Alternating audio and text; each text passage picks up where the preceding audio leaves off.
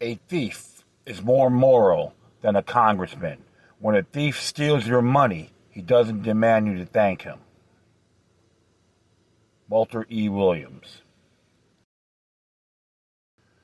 Greetings, my fellow freedom-loving sovereign thinkers. Thank you for tuning into the LL3 podcast. My name is Craig, transmitting from the beautiful swampy mangroves of South Florida. Oh, a little dry throat there, sorry. And today's date is Wednesday, December 3rd, 2020.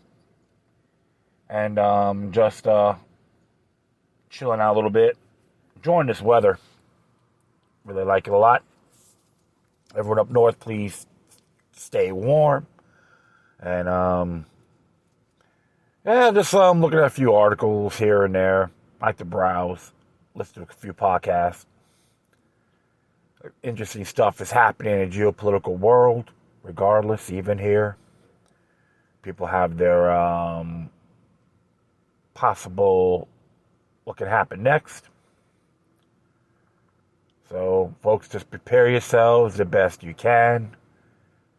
And, of course, Infidel Ilhan is out again, running her mouth, the globalist hack that she is. Ilhan Omar, that is. Muslim in name only. Total fraud. Want to defund the police and all that crap. Yep. Go back to Somalia. They probably can't stand you there either. Go figure, folks.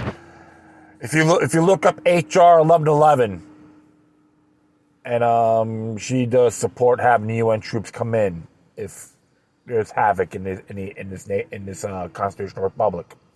That tells you where she stands. So, yep, another globalist hack. Why take photos of that piece of trash? Good grief. Yeah, I was just read an article from The Patch on that, and just look it up, check it out yourself. But she should be wearing the I love Adolf Hitler button, because remember the Nazis defunded the police too. So did the communists. They worked together during the Weimar Republic. So think about that. Birds of the feathers flock together. So so right now I'm just gonna actually do Walter before he passed. And it was published yesterday. And it says here, this one here is called Black Education Tragedy is New. Several years ago, Project Baltimore began on investigating the Baltimore school system. What they found was an utter disgrace. In 19 of 39 high schools, out of 3,804 students, only 14 of them, less than 1%, were proficient in math. In 13 of Baltimore's high schools, not a single student scored proficient in math. In 5 Baltimore high schools, not a single student scored proficient in math or reading. Despite these academic deficiencies, about 7% of the students graduate and are conferred a high school diploma, a fraudulent high school diploma. Detroit Public Schools Community District scored the lowest in the nation compared to 26 other urban districts for reading and mathematics at the 4th and 8th grade levels. A recent video captures some of the miseducation Milwaukee high schools and 2 city high schools. Only 1 student tested proficient in math, and none are proficient in English. Yes, the schools spent a full week learning about systemic racism and Black Lives Matter activism. By the way, a November 19, 2020, Milwaukee Journal Sentinel article asked, "How many black teachers did you have?" "I've only had 2. The article concludes, for future black students, that number needs to go up. New York City is one of many school systems in the United States to roll out Black Lives Matter themed lesson plans.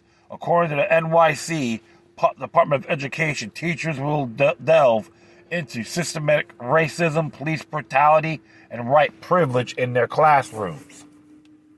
Yeah, talk about Orwellian propaganda, right? Yeah, the mayor loves that. Piece of crap that he is.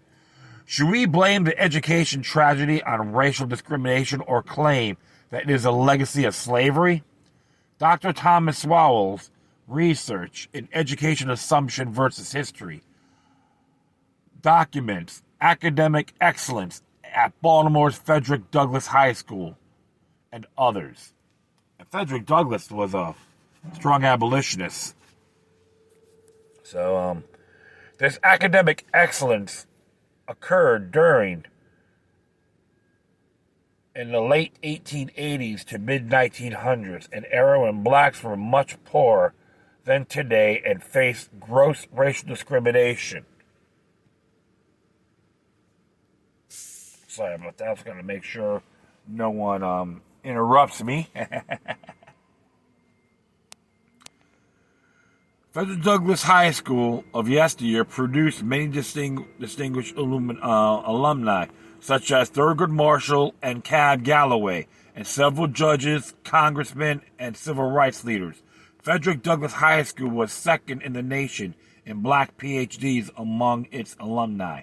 Also in Swallow's Education Assumption versus History is the story of Paul Laurence Dunbar High School, a black public school in Washington, D.C.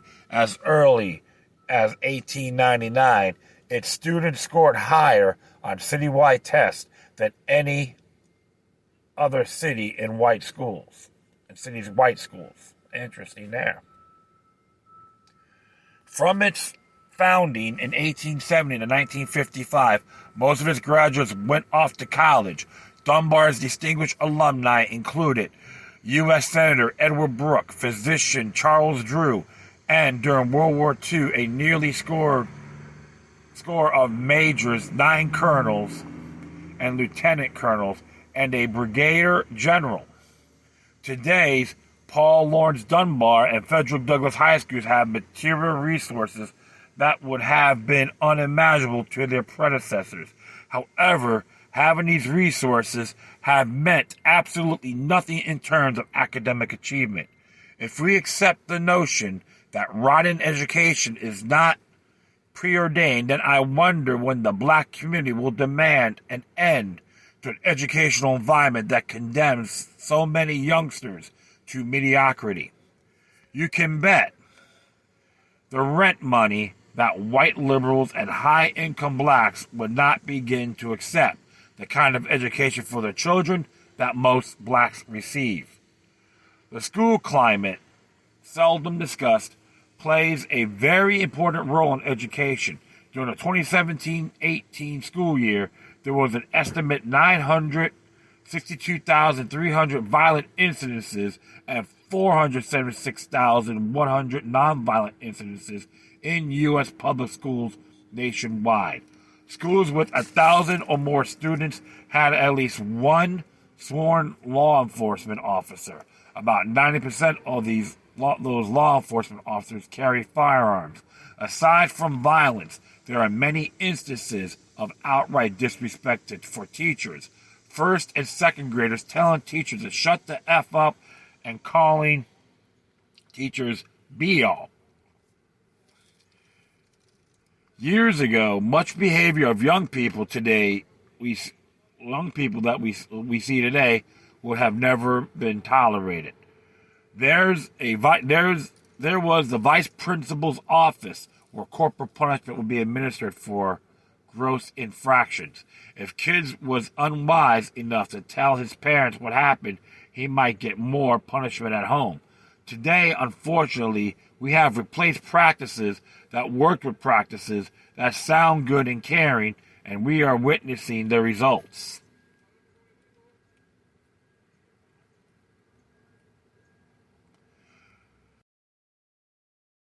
About that. He is right. I remember the time when I was going to school, kids got paddled if necessary.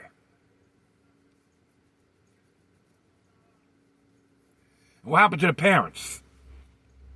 Well, you get the state involved, in family affairs as well. Very dangerous. Being dumbed down into education has always been treacherous for everybody. So that's why I'm an individual like myself, even during my younger years, I never relied on the education system, the public government schools, to educate me. I always went further. I would hit the libraries. And it's morose, too, with math. Because this time doesn't have fun figuring out things real quick. Oh, you don't show the work, no credit. And I try to show the work, my method, it was invalid.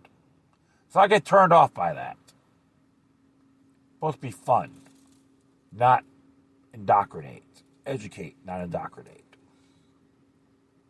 That's how I felt, even my maverick nature.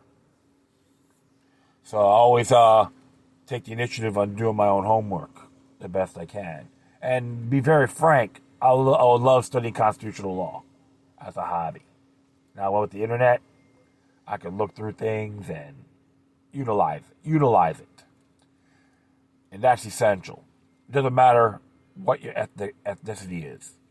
Everyone needs a strong education, and I like to see parents getting involved, which many of them are. There's some good people out there, and give the young kids the truth.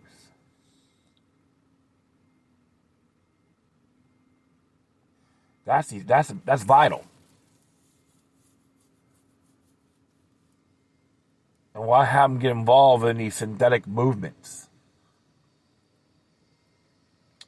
Because they want to blame the system and society and a particular group for their actions. And you can't go there. It doesn't work. It will burn you in the end if people with that mindset. Trust me on it. Observed a lot in my years. Still do today.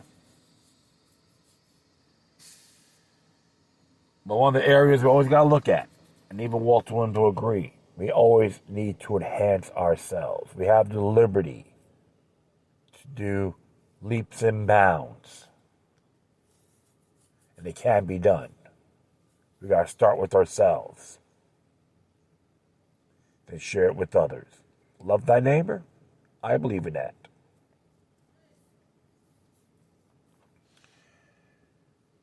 So, that's what Walter Williams wants us to do. In my view, based on his work. Don't be the peasant. Be the liberator. This will be brief, and that will be it. I thank everyone for listening. Plus, feel free to download and share us throughout your social media networks.